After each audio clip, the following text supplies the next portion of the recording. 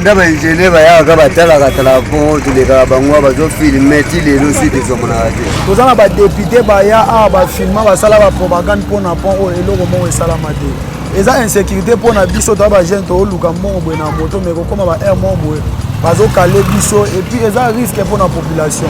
Mais chef de l'état to gouverneur bazela te so muto kufi awa lokwa matati kibala ndeba kozwa nini idée ya kokanga zandi to kobongisa po eza belé kuna eza belé fo banda ko buka ni so masibo likolo mwana sikute komo toboka tina si baluka ko sunga biso bazela te élection ndeba ya ko salisa biso abile ko awa tozala biso to mona volonté ya bato to tindaka bakelo ko défendre biso bazonga awa pona ko servir biso pe na mais soki mboka kufi yo bandeni somo ko kufi mais ndenge zo loba yebo da mboka kufi mais somo ko kufi c'est que pe fo da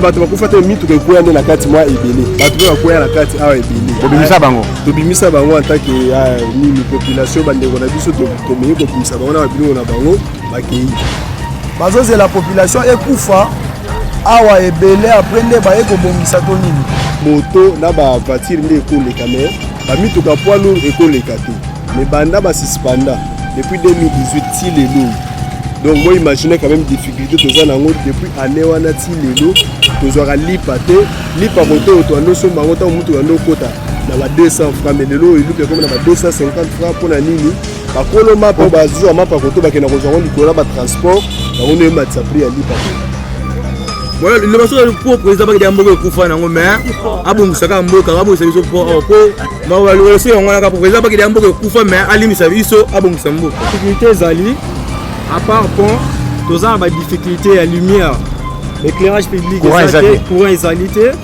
alors quartier mobimba na courant te quartier mobimba tozana difficulté ya courant place on est to telemi boye nzambe nga bateli biso na ministre ko ba accident mo esalemaka awa ba accident ndeni pour ce ko uta likolo moyo mata boye ezala te ko ko population ze belé nde boye likolo ko po de bugo nyango tie mukeka boye quartier yo sema ezala te zaka ba forage alobi bien plaza mobimba ma ezate ka ba forage ti union européenne kuna nyonso kende ba jivel ma ezala te danger toza menacé nango tomona nanu so tali pont ba mitu ko sila biso ba frein surtout ba ndeko na biso ba na classe ba utaka ba classe ya mona par exemple mitu ko sili frein on se peut te na mwa mi poni ozo boya makambo ya érosion makambo ya érosion wana kasi makambo ya érosion na ba pont nde bukani boye ngombe érosion pesa makolo likolo bon ba inquiétude na biso devant ba konzuro tozo voter zaki au monde na biso to voter bango mais pont oyo boye ça fait des années quand même. Ouais, Massaboni. Bien père. Comment on est en français? On est en français. Comment on a chance? Chance.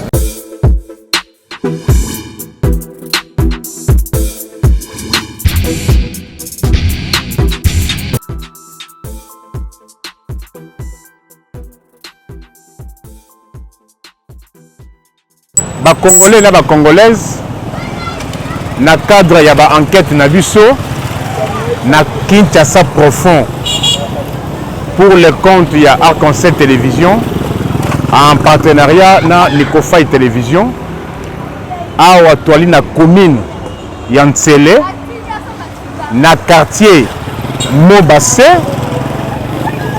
na pont au Babenga Plaza na avenue au Ebengama na kombo kala Kengo lelo avenue yango bakomi kobenga yango Union Européenne toali na kati ya koyeba vraie réalité ya Kisasa ndenge tolobaka procureur du peuple face na bapasi ya Congolais toye awa qu'est-ce qui nous a attiré ici ezali état lelo ya pont oyo euti ekaboli ba quartier mibale quartier Mobase na quartier Plaza musika tepe na place oyo babengaka Simon Plaza oyo bato bamesana kolekisa baton mais ce qui nous a intéressé beaucoup plus c'est l'état actuel ya pont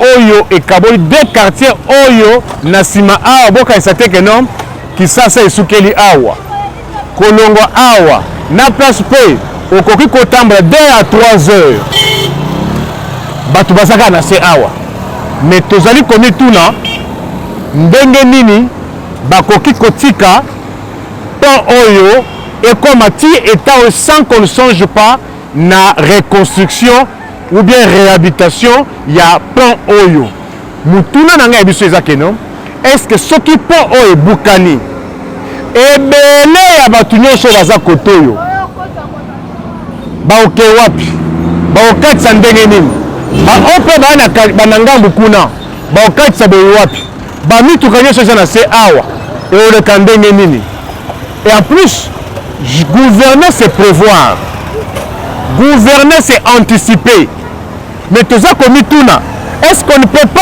peut pas appliquer principe oyo ya anticipation ya koprévoir mpona pont oyo toyoki ndenge bato bakolela babongisa pont mais la question que nous nous posons c'est de savoir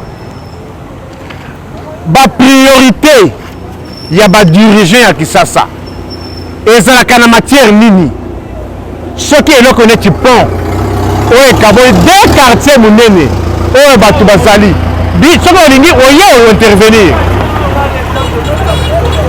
kita oyo intervenir alors soki bolingi ke Kisasa nini Kisasa commune ensele oyo eza divise te bakonzi babanda kobongisa pont oyo ebengami pont Kengo soit Simon Plaza tozali komituna na état oyo botala deja ndenge tobanda oloba keno tozali na pont oyo ali kokabola 2 quartiers oyo bebe ebengami na kombo ya Simon Plaza na quartier Mobase na vini oyo tobanda obengaka la Kengo lelo bakomi kobenga yango Union européenne. Mais qu'est-ce qui nous a intéressé beaucoup plus botala na ngambo awa ndako munene déjà bamiro ekomi kozinda soki lelo déjà botala bamiro yango wana ekomi kozinda na moni eti ndako mpe ya sécurité guérite ekomi esi ekoyi déjà na mai mais soki pont oyo soki baanticipe te tokokoma na état nini parce que bokanisa te keno commune ensele koto bato baza te boyeba keno na se awa tokoki kozala mpe na 1 million d'habitants mais soki totuna na sikoyo 1 million d'habitants wana soki mpo oyo ebukani ata mpo na 1 semaine ata mpo na 2 semaines bato nyonso ya kote oyo bakovivre ndenge nini bakobima ndenge nini mpe baoyo batikali likolo kuna bakokota ndenge nini c'est pour cela toali kointerpele biso to bato ya terrain ngaza procureur général près le peuple yanga makambo eteke no ba théorie ebele et pas na ngai ezala mingi ba preuve tangible to lobi pe to lakisi est-ce que pour etongama il faut que diplomatie esalema pour etongama il faut que mondela yako salisa biso est-ce que pour etongama il faut que ça nini est-ce que priorité nini lelo na Congo priorité nini oyo bakonza Congo bakoza nango oyo emeki misala neti ya bapo boye parce que oyo po eza vital eyali kopermettre bato va et vie bato babimaka balukaka mbongo bakosa mpe biloko bato bazala ravitaye kote oyo na se oyo toa na site moko ya OCC eza na se awa toa na quartier oyo basali sika kote oyo bato ebele baza na se awa Union européenne siège ya Union européenne oyo na époque ya André Kimbuta place oyo babanda kozwa badéchet babandaki kobema badéchet baza kotumba badéchet eza mpe na se awa malgré que non financement eza lisusu te mais lelo tozali komituna quelle est autre priorité oyo ekoki koleka neti misala neti ya bapo neti oyo botalaka bakata ndako eza en danger. Travailler pour la population, c'est anticiper aussi pour que l'ikama ekomate avant que pire ezala. Parce que si on anticipe, si on améliore ce pont, ndako oyo kozala sauvé, ezali flat, batu pe bakosala misala na kati awa. Misala na bango ekozala préservé, bakoki pe kosalisa mabota. Lorsqu'on dit création de l'emploi, création de l'emploi elingi koloba nini elobi te kene il faut kaka l'état a créé baemploi. Le fait aussi que un particulier atongi flat na ye flat wana eza ka bana na ye baza kosala flat wana te oubien ka famille na ye te soki engagé ata 2-3 personnes. Cela est une lutte contre aussi chômage. 2-3 personnes na Congo awa baoyo mpe bakozala bakovivre na nsima bato wana soki ndako ebukani soki ndako ezindi mpo oyo ebukani chômage mosusu ekobakisama. Yango nde toali kointerpele conscience attention ya bakonzi oyo bali kokamba Congo en général na Kisasa en particulier mpo basonge na veni oyo mwana mboka namoni olingo intervenir. Kombo no nani? Kombo nanga Adam. Kombo nanga Ada. Ovandi musika na awa? Tena vandi musika te nazaka natif ya awa mais nasalaka na hotel ezobukana. Na hotel ezobukana. Yo kombo Adam, ovandi musika te awa neti sikoyo. Pont oyo eza menacé. Pesa la précision. Pont oyo eza na commune nini? Pont eza la commune Ansele.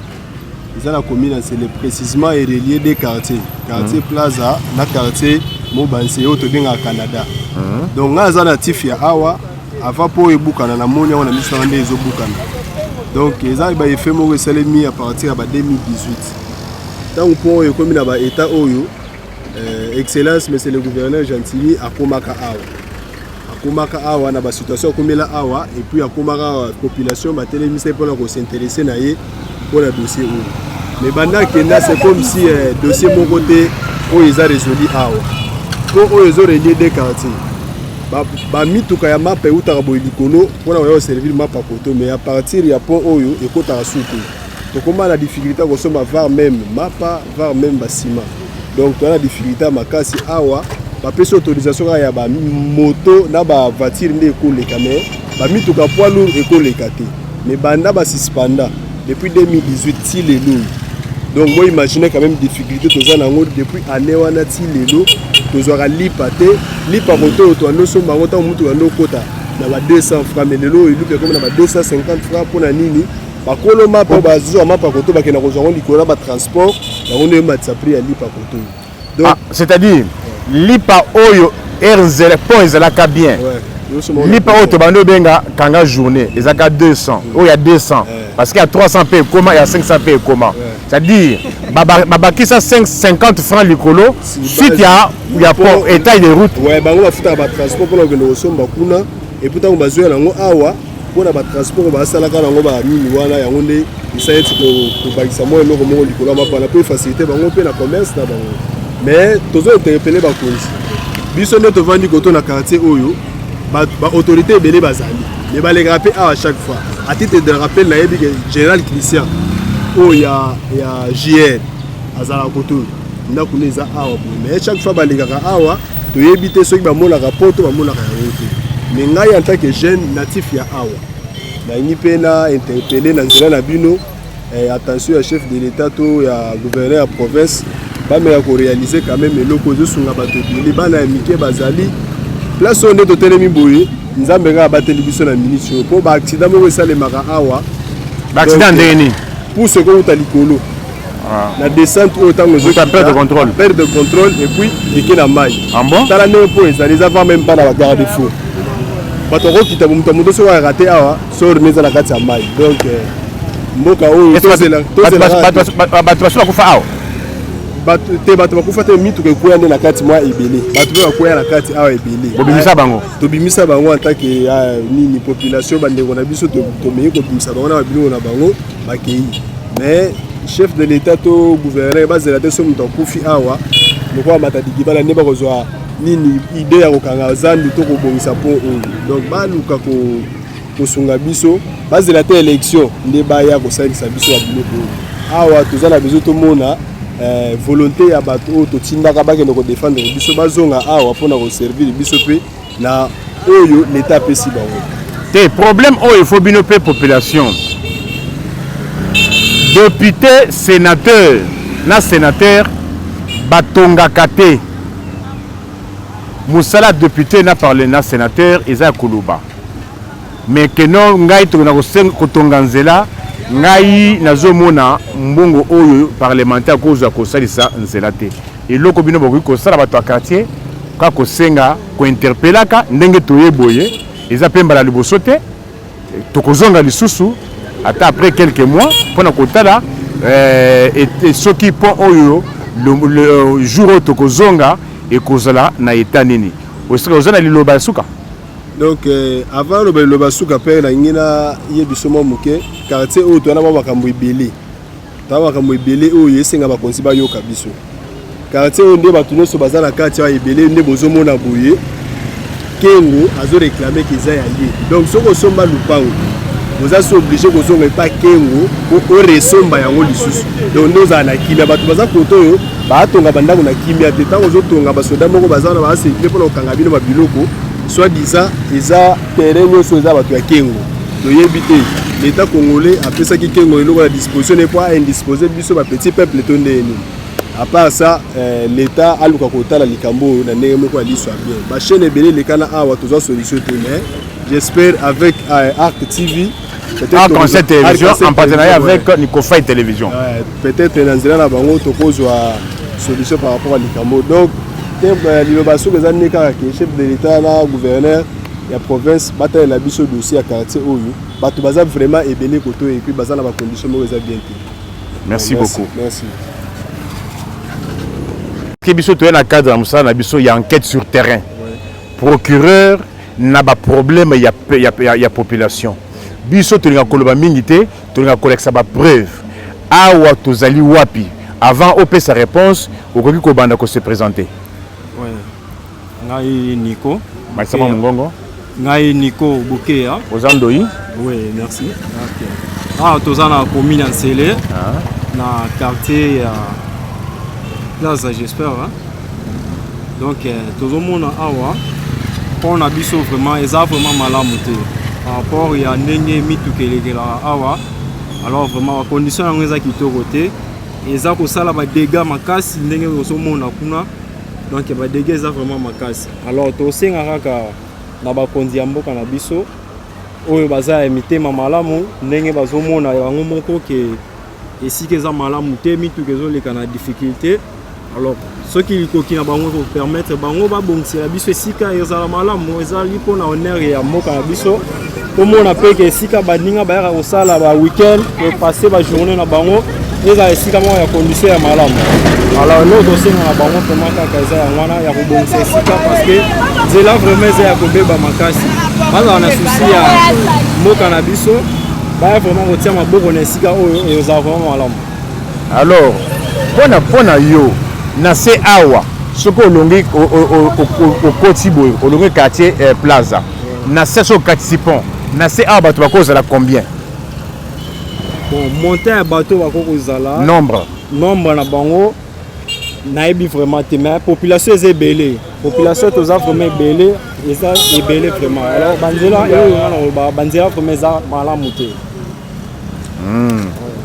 Sikoyo est difficulté ni à part pont difficulté ni na quartier au Brésil bon sous. Bon difficulté zali à part pont toza ba difficulté à lumière éclairage public courant exalité. Alors quartier Mobimba na courant. Quartier Mobimba toza na difficulté à courant. Alors courant eza malamu te bisika ope tozo vanda ba venir za kitoko te à part awa ceux qui vont avancer bon remona sous ba bisika o ba érosion zo sale malheur. Entretien vraiment malamu ezalité suivi pe ezate alors banzele zo beba makasi bien papa bonjour yo vana kati aw wana vanda nga una teka unité a oteka unité aw comme le nan comme nga Israël to zana quartier nini to zana quartier Kinkole Canada quartier Canada commune de l'Ensele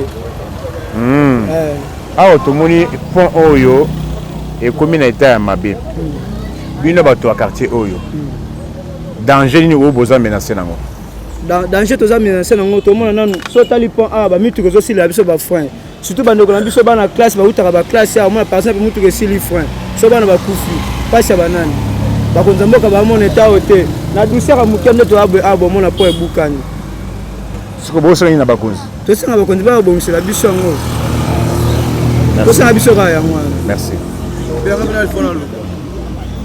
Ouais, Massaboni. Bien père. Comment on est en français? On est en français. Comment on a chance? Chance. Au Vandiwat.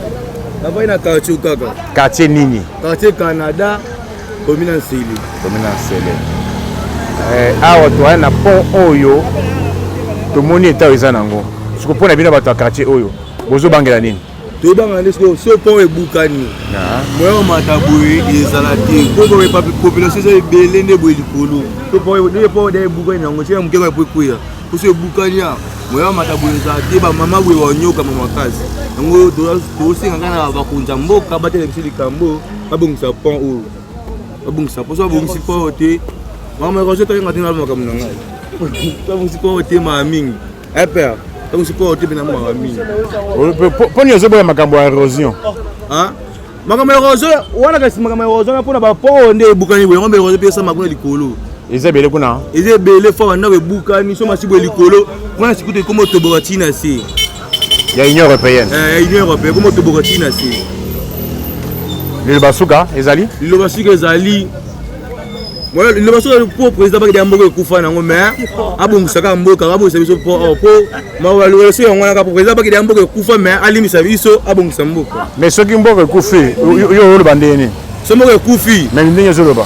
Il y a d'abord mboka kufi. Mais ce mboka kufi, c'est que il faut d'aller. Ça va. Ah, toi na quartier ni. Nous avons un quartier Plaza précisément au Canada. Na Canada, na commune ni. Na commune en Sélé. Comment on a? Comment on a Jérémy? Jérémy. Oui. Pas si ni bois dans quartier où. Bon, pas si tu as un problème maman et problème le plus grave pour tu as un problème il y a pont au bon. Maï maga. Bon, maï ils ont raté juste tu as un forage.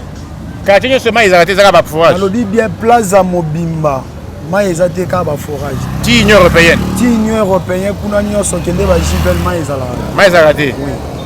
Chiko yo en tant que non moi na quartier oyo souci na bino ezanini ba inquiétude na bino ezanini ba posa na bino ezanini bon ba inquiétude na biso devant ba konzi oyo tozo voter ça que au monde na biso to voter bango mais pont oyo boye ça fait des années quand même toza na ba député ba ya a ba filma ba sala ba propagande pour na pont oyo eloko mo esalama te eza insécurité pour na biso to ba gente o luka mo boye na moto mais kokoma ba air mo boye bazo calé biso et puis ils ont risque pour la population. Bazo c'est la population et koufa awa ebele après nde ba eko bongisa to nini. So ba na souci na biso ba ya sala biso lobo. Ah, c'est-à-dire souci na bino ezaka nom tous susu qui matériel qui ba la DT. Pour anticiper ba bongisa pont avant. Donc puis souci na biso pena ya grave. Ezake ba bongisa la biso pont au poteau à la l'aise. So ba bongisa ni biso to bandi kina. Parce que quand même bino boza sur place pour découvrir tina basie bomoni na mipandenge bukani donc toza na risque ya grave un jour bola la bola muki boye ko filmer nde e bembete mais bibembe alors pour ça la maté c'est que baya ko sunga biso le basuka donc na sengi na gouvernement a ça la intervention le plus vite que possible pour na pont. Merci. On va à la plaza. On va à la plaza. Mais ndeni makambo pona bino oyo. Banda ba ingénieur ba ya ka batala ka tala pont tous les ka bangwa ba zo filmer ti les suite zo mona raté. Danger ni bozo courir na quartier. Wa des abou ba quand même ki ka ile ka nene mo ile ka ça te fait ça risque to banga ko le ka to quand même muke. Ya to banga ko le ka ka do mona ko ka malembe pour se buka na kuningana. Ne ba te ni photo sala l'état qui bango data la ngo. Vous avez le basuka. Bon, l'état de la zone éviter des manches à bisous comme à tout comme à des soucis à bisous à monter dans la poste ça ça les pour. Merci. Oui, nous n'allons pas nous fatiguer. Nous sommes là pour que les Congolais en général et les Kinois en particulier baye ba vrai Kinshasa, baye ba vrai Congo. C'est-à-dire ndenge ba na lopoto Congo profond, Kinshasa profond, Gombeza qui s'assagne. Ngalia meza qui s'assate. Lingua ya pas qui s'assate. Kalamu ya pas qui s'assate. Limité ya pas qui s'assate. Kinshasa pe ya linsele, ya li maluku. eyali Kisenso, eyali Ngaba, eyali Matete. Mais awa toza wapi? Biso tolobi,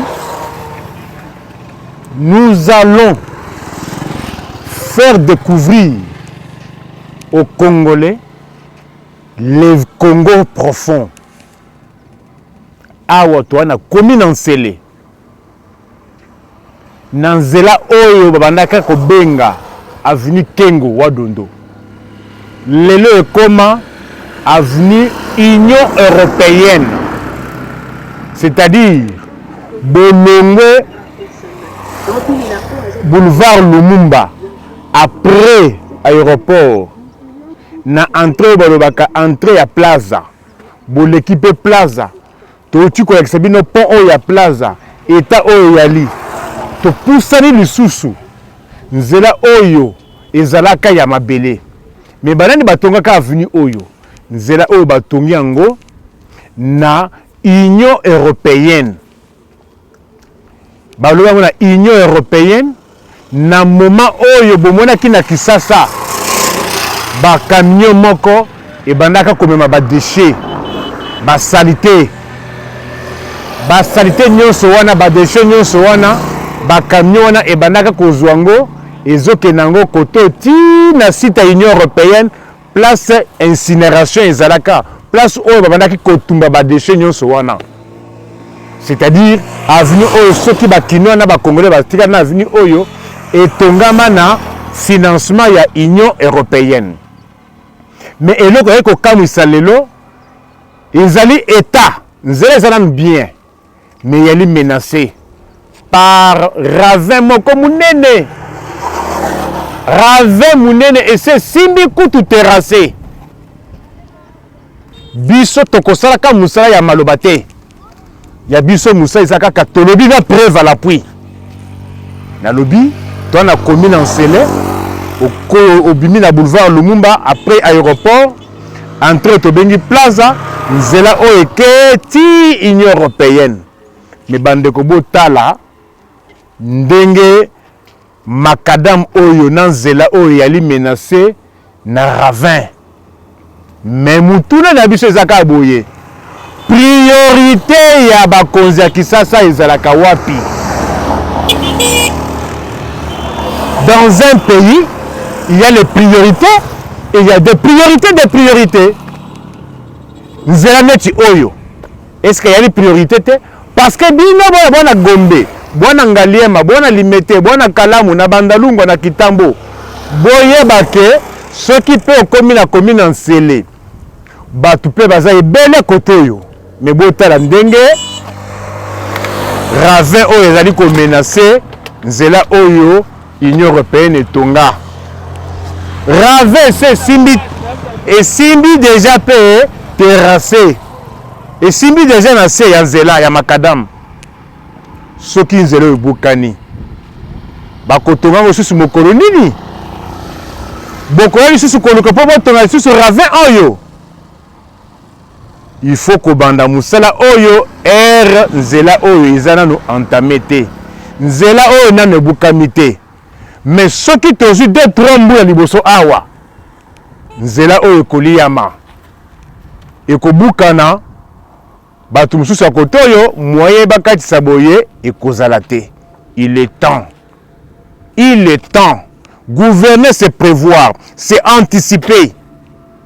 Peuple congolais ana posa kolia azape na posa banzela nzela Kisasa nzela pe saka mboka nini efungwama bota soki kotoyo batu bakomi koza posa kotonga kote c'est parce que mundela otomesana kofinga atonga nzela oyo acha makadam oyo mais bota la ndenge makadam oyo Union Européenne etonga ndenge eza menacé botuna na siko banda Union Européenne ekenda. Est-ce que bon moi sous ba sous ba déchet à Kisasa ndenge moko ndenge ozaki Union Européenne azalaka pour financement na et katana mais botala nzela botala ravin to alika musana biso ko interpeller ka ba konzi bayeba bisika ko pesa ba priorité na ba priorité des priorités ou ils a priorité des priorités ce qui nzela obukani et ko senga bubanda ko tongango bozonga la paix ravin ravin ezananu moyen ya limiter ba dégâts ezananu tozela te et comme tard vaut mieux prévenir que guérir to soki nanu te tozali ko évoluer muke na kati ya ravin na commune Nsele na ville ya Kisasa na quartier Mobase ntoa kolakisa ndenge ravin wana ezali kokende ezali komenacer avenue oyo etongama na mundele oyo tofingaka Union européenne atonga mais wapi entretien ya bakongolais tomesana kofinga mais mundele atonga avenue oyo makadam oyo bachango na mundele Union européenne période oyo banaki komema ba déchets parce que site ya incinération ya Union européenne eza na se awa mais botala ndenge ravin eza komenacer car tout un quartier na avenue makadam eyali. Où sont les priorités des autorités de Kinshasa? Voici les priorités sur lesquelles on doit s'appesantir. Faute d'agir avec célérité. Zélé Zoliama.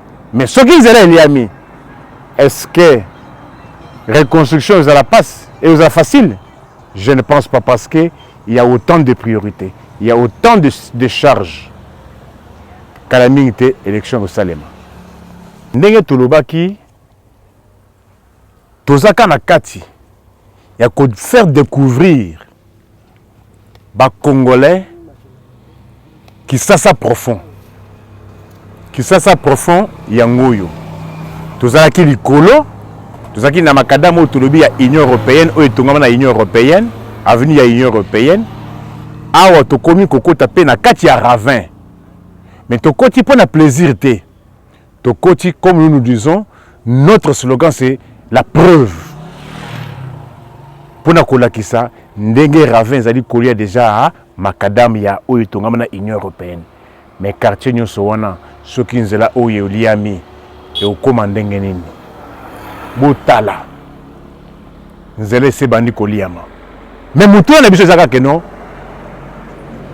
où sont les priorités où se trouvent les priorités des priorités ya bakonzi ya Kisasa si ce n'est pas ça botala nzela eza kokufa eza kobukana tala ravin. On attend que Eliama, pour qu'on commence à rafistoler, avec quels moyens? Tout ça pour évoluer. Toi, on a qu'à ravin. Oui, dans le même ordre d'idée, Tokotaki, na commune Nsele, na quartier, au Babengi Plaza, Kotali Sapon, où ils ont séparé les deux quartiers, quartier Plaza, na quartier Mobase, au Babengi Canada Lelo. Tovongwe wana pona kolakisa état actuel ya pont parce que pont wana eza menacé soki pont wana ebukani ndako eza mopanzi ebandi eza koliama soki pont wana ebukani les deux quartiers ne seront plus reliés côté kuna population c'est ebele plus ou moins 1 million mais soki pont wana ebukani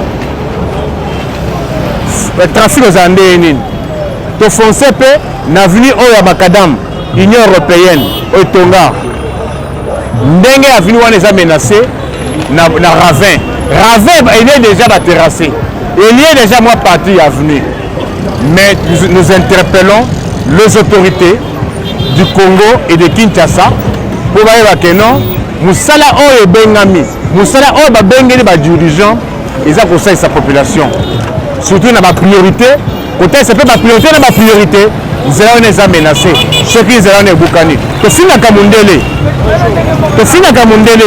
mais mundele atonga makadamu wana elo eza menacé est-ce que tozela nzela wana ebukana po tobanda kosimba mutu makolo te il y a encore du temps ya kotonga ravin kobatela pe avenue wana parce que vous savez la reconstruction coûte cher c'est le moment de travailler. Nous n'avons pas été seuls, nous avons été accompagnés par notre équipe. On a Guénor Kapena, on a Simba et on a Miranda Joseph. Na équipe Nyosoya Arc-en-Ciel Télévision en partenariat na Nicofy Télévision. À la prochaine, ce n'est qu'un début.